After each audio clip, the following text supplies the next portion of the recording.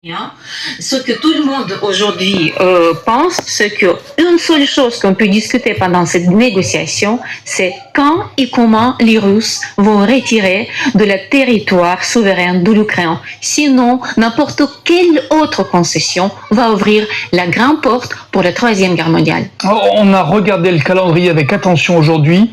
C'est aujourd'hui le 1270e jour de guerre. De la résistance ukrainienne. Du côté de Moscou, Régis Janté, comment on réagit? Que dit le Kremlin? Le seul qui ne sera pas là demain, c'est Poutine.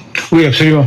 Il est beaucoup trop tôt pour ça, évidemment, et surtout que le Kremlin a dit depuis le début qu'il n'était pas question de rencontrer M. Zelensky, puisqu'on est sur un narratif, en quelque sorte, une histoire qu'on raconte et qu'on se raconte, qui est que M.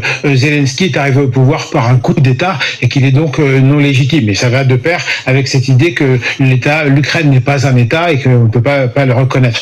Donc ça, il n'en est pas question. C'est-à-dire, dans les processus de paix, il ne faut jamais dire jamais, et on ne sait pas ce qu'il en sera.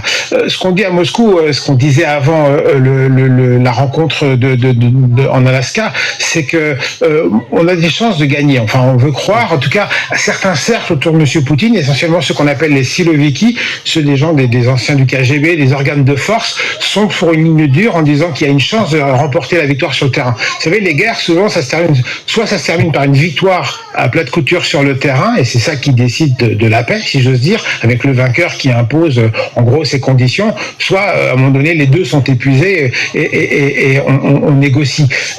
Du côté de M. Poutine, en tout cas de ce qu'on appelle les Siloviki, parce que toute l'autre partie de l'élite russe, des cercles dirigeants, notamment ceux qui travaillent avec de l'argent, qui font du pétrole, qui font du minerai, qui sont dans l'industrie, eux sont plutôt pour l'arrêt de la guerre, parce que les sanctions font vraiment très mal. Ça leur pose des vrais problèmes, outre leur confort de vie, leur plaisir à voyager en France, en Italie, et d'y envoyer leurs enfants étudier. Donc ça, c'est une vraie question, et en tout cas pour le moment, on croit à la victoire à Moscou, on pense qu'encore quelques mois, on sera sans doute capable de faire des percées décisives, et c'est c'est pourquoi Poutine veut gagner du temps, et c'était peut-être le sens de cette rencontre de l'Alaska pour les Russes. Alors, une rencontre à laquelle vous avez assisté, vous étiez sur place, Laurent Saïm, on repart aux États-Unis.